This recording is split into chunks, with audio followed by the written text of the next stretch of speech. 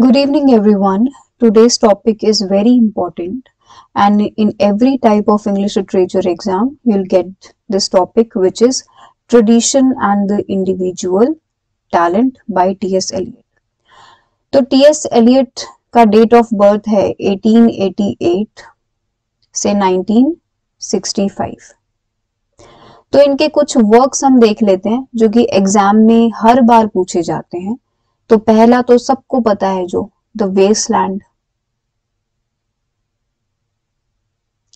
दूसरा the love song of J Alfred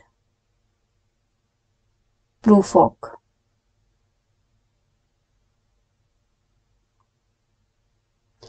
एक और वर्क है जिसका नाम है the hollow men, and the fourth work is for quadrat. तो इन वर्क्स को ध्यान में रखना because all of these works are important from exam point of view. तो टी.एस. एलियट को 1948 में नोबेल प्राइज भी मिला है और एक और चीज मिली है जिसका नाम है order of merit. Tradition and individual talent, ये एक एस्से है और ये आता है क्रिटिसिज्म वर्क में. जो टी.एस. एलियट के क्रिटिकल वर्क्स हैं उनमें ये आता है. तो tradition and the individual talent publish होता है 1919 में. कहां पर? The egoist. ये एक लंदन बेस्ड लिटरेरी मैगजीन है. इसके अंदर पब्लिश होता है 2 इंस्टॉलमेंट्स में, राइट. इसके बाद वो एक जगह और पब्लिश होता है ये ऐसे. कहां पर? टी.एस. एलियट की एक क्रिटिसिज्म बुक है जिसका नाम है द सेक्रेड वुड. वहां पर 1920 में पब्लिश होता है. Now all of these facts are important क्योंकि स्टेटमेंट वाइज क्वेश्चंस यहीं से बनते हैं. So T S. एलियट मॉडर्निज्म से बिलोंग करते हैं. ये एक पोइट हैं, एसेइस्ट हैं, प्ले राइट हैं और साथ ही साथ क्रिटिक भी हैं. तो अब हम थ्योरी पार्ट की तरफ बढ़ते हैं. सो दिस ऐसे formulates the relationship between the poet and preceding literary tradition. तो यहाँ पर टी.एस. एलियट एक रिलेशनशिप बताते हैं पोइट और लिटरेरी ट्रेडिशन के बीच में. सो लिटरेरी ट्रेडिशन का मतलब है जो पहले वाले वर्क्स लिखे गए हैं उनका genre, style, theme, techniques that have been passed down through generations.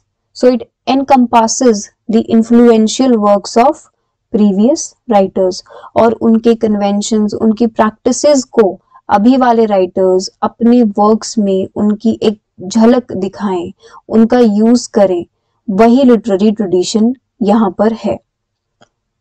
So next is Eliot states that the word tradition is rarely talked about in terms of writing except in a derogatory sense. Eliot कहते हैं कि tradition word का use बहुत कम किया जाता है in terms of writing और अगर किया भी जाता है तो वो अच्छे सेंस में नहीं किया जाता. और ये क्यों है?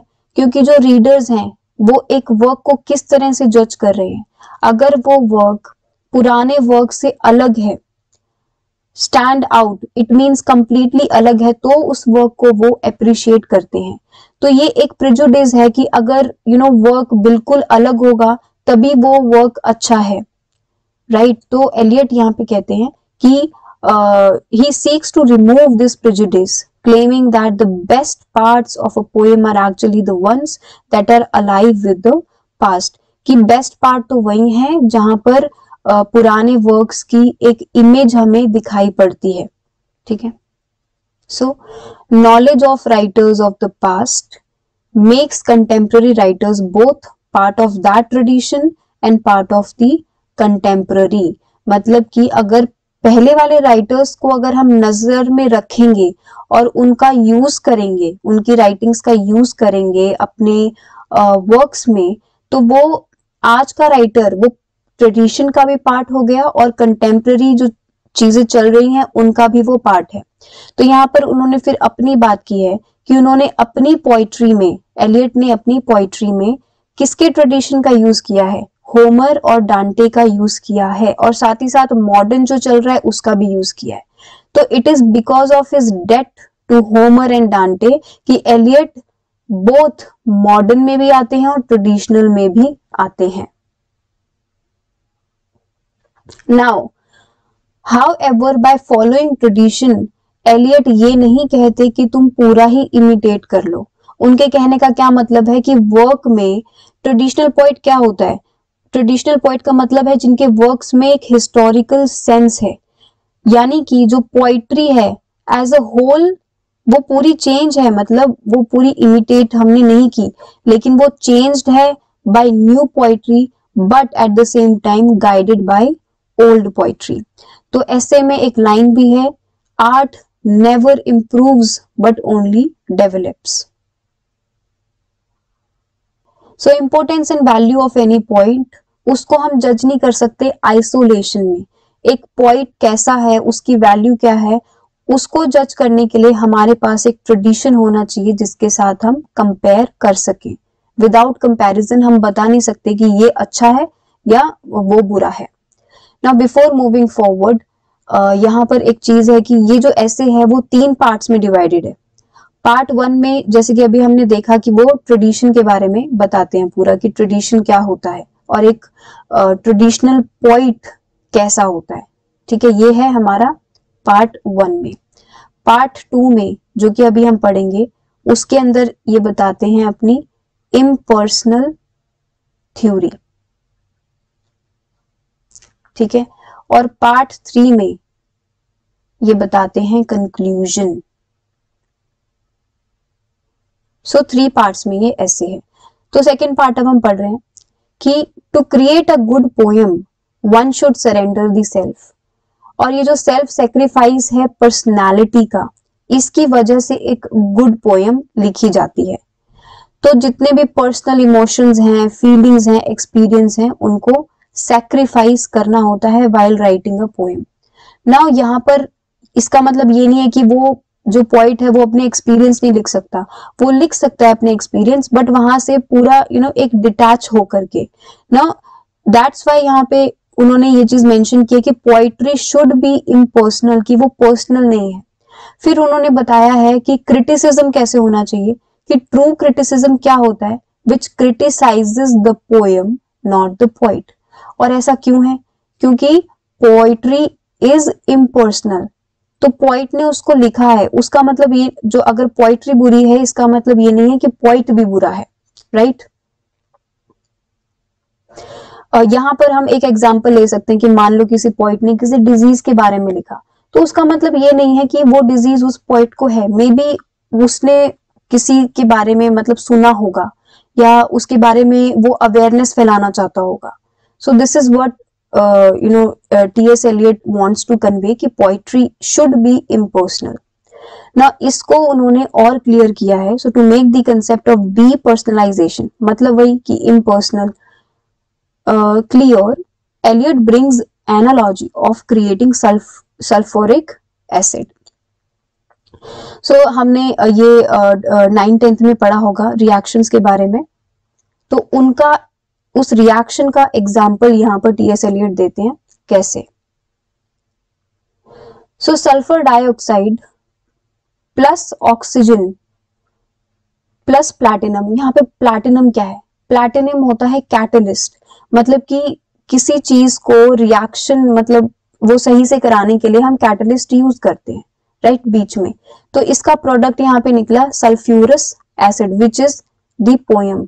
नाउ सल्फर डाइऑक्साइड यहाँ पर फीलिंग है, oxygen is the emotion, platinum क्या है जो कि हमारा कैटलिस्ट है, वो है माइंड ऑफ पोइट, और प्रोडक्ट बन के आया है वो क्या है, हमारी पोएम है।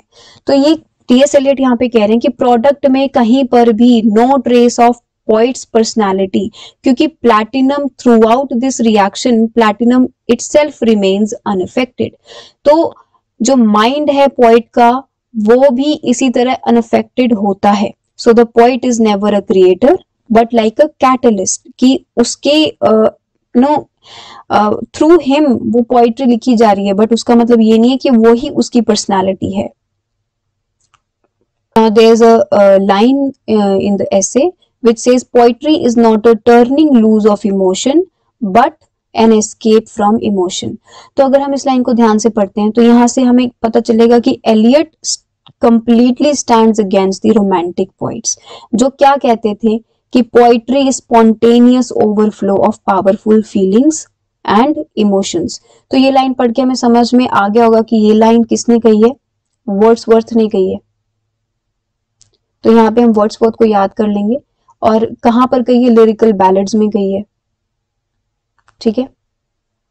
तो वर्ड्सवर्थ ऐसा मानते थे कि वो हमारे अंदर की फीलिंग्स और पर्सनल इमोशन वही पोइट्री है, बट एलियट यहाँ पे कहते हैं कि नहीं, ऐसा नहीं है, but poetry is an escape from personality, poetry is organisation rather than inspiration. ये हमारा है पार्ट थर्ड, यहाँ से हमारा पार्ट थर्ड है जो कि कंक्लूजन है कि Eliot dedicates his conclusions to anyone genuinely interested in poetry. यहाँ पे वो फिर से कहते हैं कि poet work must be impersonal and they only achieve this deep personalisation. कैसे अचीव कर सकते हैं, by developing a consciousness of the past as if it were alive in the present. So each and every line of this essay is important क्योंकि इस work में से statement wise questions बहुत बन सकते। That's it for this video. Thank you for watching. If you like this video, do subscribe. Share this video so that it will reach to more people. And also my favorite part of YouTube, that is do comment.